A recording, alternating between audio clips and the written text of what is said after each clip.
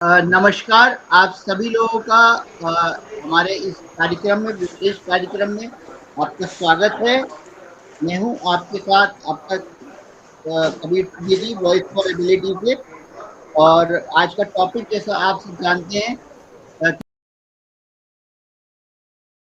है हमारे इस वेबिनार सीरीज में, जो कि ऑस्ट्रेलियन कॉन्सुलेट जनरल चेन्नई की तरफ से सपोर्टेड है और वॉइस फॉर एबिलिटी इसका मीडिया एंड रिसोर्स पार्टनर है।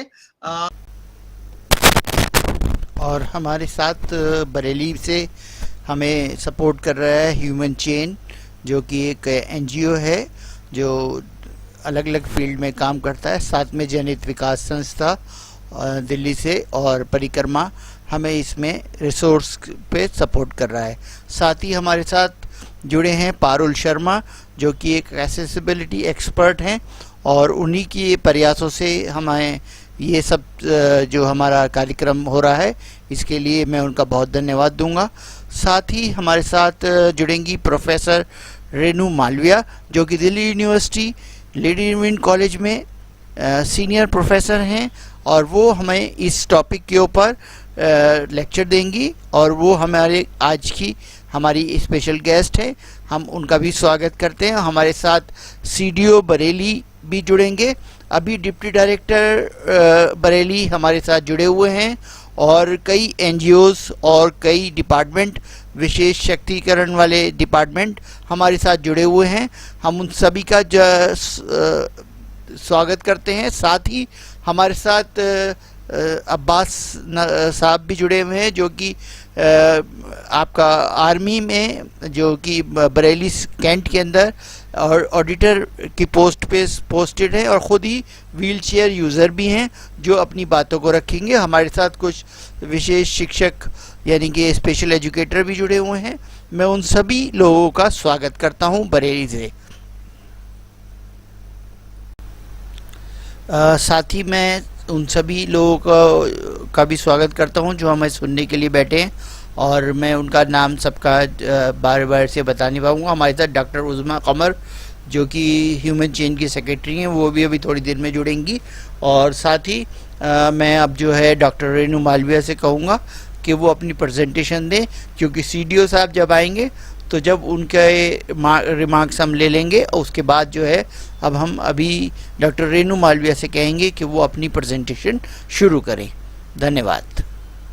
Okay, so here, when we are talking about the target group, and as Malika said just now, the urban planners, the local bodies, the designers, the contractors, and everyone else, as people from the area of disability and disability studies, etc., it's not something that everyone's not aware of, that disability people with disability constitute about 15% of the entire population. So that's quite a large number. And when we're talking about this large number, it's not visible. And there's also that other large number, which is going to be temporarily handicapped. There will also be that particular number, which makes a large constitution of our Indian population, the seniors, the elderly, who will gradually go into areas of disability. It could be physical disability, it could be visual, it could be hearing, and it could be also what is called the neurodevelopmental disability, which doesn't mean that your brain starts working less. We have, as of now, all these type of things. I don't know, some of us here seniors, after the COVID, have been going through what is called the brain fog. So suddenly you do see that light there, but it's taking you more time to register whether it is red or green. I was having an interaction with Parul the other day. I think the lighting systems have been changed, because in part of the city where I am, the green light and the seconds which go with it are now in green. So I was just thinking, who has done this? Wonderful, because the green and green is good for the person who thinks differently as compared to all of us. Now, these are the people these are the physically handicapped people with physical disabilities, people with sensory disabilities. It's called visual, hearing impaired, physically handicapped. These, it's visible. And but there is also this entire number which is hidden disabilities. So when we are talking about ICT, right? So all these people are part of the entire gamut where which this target group, I would like to get them to start thinking about it. It's already part of your syllabus. Here comes in that the module that we're going to talk about today will focus upon physical environment, transportation, information communication. And as I said, it's not only persons with disability, the elderly who have handicapping situations, the children who might, infant who has issues or reduced mobility that might have emerged. So our first module talks about eliminating barriers, standard guidelines for universal accessibility in policy and planning. You know, as urban planners, as planners in all capacities, we are very aware. At this point, I'm just sort of gelling with you and calling myself also as a component of your group, and I'll use the term we. And but actually, I may have my limitations when it comes to terminologies and many other aspects. So when we're talking about poverty and disability and the town planning, or accessible, uh, inclusive cities. So we have this 15% plus maybe 10, 20%, so 25% easily, because the planning has limit, not the planning, the implementation, the further modifications as and when required, the retrofits, etc. If it is not carried out effectively, it leads to disabling situations, and the disabling situations is creates poverty. Poverty further creates disabling situations. The metro in Delhi, where I come from, are very inclusive, very accessible.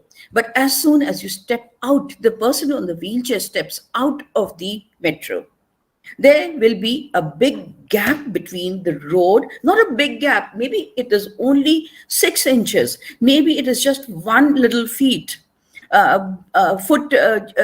gap in between. The wheelchair cannot move over. So, who is late for their office? Because of the travel chain break. The disability creates situations where the job is hampered. And so we come here is, so we're talking what I've said in the earlier slide, the persons with disability and the cycle of poverty. When Malika spoke about the dignity of the self, this is not from, I've taken this from the Google, and this could be from any part of the world, including my country, India. Look at the loss of dignity. A person after this, can she or he be an effective in the job that they have got? They could be highly intelligent or whatever. What about this professor here? Do you see? There, just because of the non-appropriate structure of this particular wonderful auditorium, at first sight, it looks so very nice. And this is what it leads to. It automatically, we are removing those 15 to 25% of people who can be highly contributing members of society, and putting them inside. We're removing them from the mass areas of our city. जब तक हमारे साथ CDO साहब जुड़ते हैं, thank you ma'am आपकी अब तक की प्रेजेंटेशन के लिए। जब तक सीडीओ साहब जुड़ते हैं, जब तक हम हमारे जो स्ट्रेटजी डायरेक्टर और कम्युनिकेशन डायरेक्टर हैं और वो ऑस्ट्रेलिया से, उनका एक मैसेज हमारे पास आया हुआ है। शर्मा हैं जो कि हमारे वॉइस फॉर एबिलिटी के कम्युनिकेशन और स्ट्रेटजी डायरेक्टर हैं, और ऑस्ट्रेलियन एम्बेसी में, ऑस्ट्रेलियन यूनिवर्सिटी में वर्क कर रहे हैं, और आप होस्ट भी हैं वहाँ पे, बहुत सारे प्रोग्राम्स कर रहे हैं वॉइस फॉर एबिलिटी के लिए, बहुत अच्छा उन्होंने काम किया है। तो उनका एक मैसेज हमारे साथ, कोई टेक्निकल एरर की वजह से वो ज्वाइन नहीं कर पाए, लेकिन उनका एक मैसेज हमारे लिए आज सब आप सबके लिए है। तो मैं चाहूंगा अपनी टेक्निकल टीम से कि ये पहले वीडियो प्ले कर दें। Technical team please Hello play. everyone and welcome to today's session. And I'm thankful to everyone for allowing me to share my views with you through this screen. And special thanks to Mr. Kabir Siddiqui who has actually invited me to speak. I feel that the present training sessions supported by the Australian Consulate General Chennai, the Australian government through the AAGS scheme 2021 is an effort in the direction of sensitizing urban practitioners to guide the design of accessible spaces to ensure equitable, easy access to persons with disabilities. I would like to thank Australian alumni Mr. Parul Sharma for developing the content and organizing the training session. Kabir Siddiqui, media partner, Voice for Ability, with whom I have been associated for quite some time as part of strategy and communication. And last but not the least, Dr. Renu Malviya, Professor, Delhi University. I feel such initiatives are also providing a platform to connect Australian alumni to each other across disciplines and professions, organizations and institutions, and geographic areas in order to share good practice and create opportunities for collaboration. As I said, I am right now in Canberra, Australia, talking to you, and this is my great privilege to talk to you about such an initiative. I would like to explore how such training sessions and collaborations could be further facilitated with Australian institutions. I believe that such collaborations would develop, maintain, and strengthen professional linkages and partnerships